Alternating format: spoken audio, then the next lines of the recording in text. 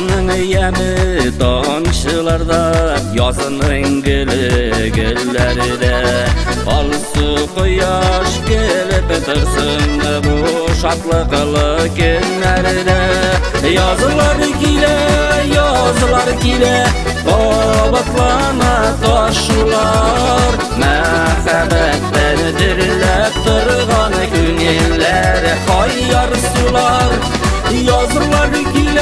Yazılar kile qobatlana taşlar. Mehabetten dirlep turgan günler hayyar sular.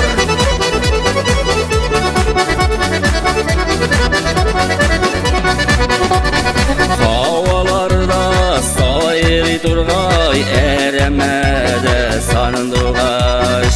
Olum ağaçlar şeşek ata sandıgaşlı dağ tuğaş. Yazılar kile qobatlana taşlar. Mehabetten dirlep turgan günler hayyar sular. Yazılar kile qobatlana taşlar. Mehabetten dirlep turgan günler hayyar sular.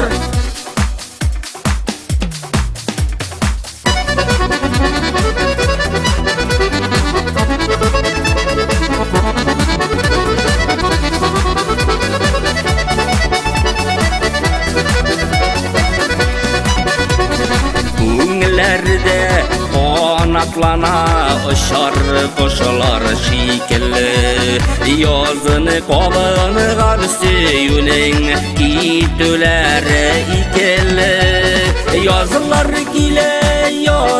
kile qobatlana taşlar. Mehabetten dirlep turgan günler hayyar sular.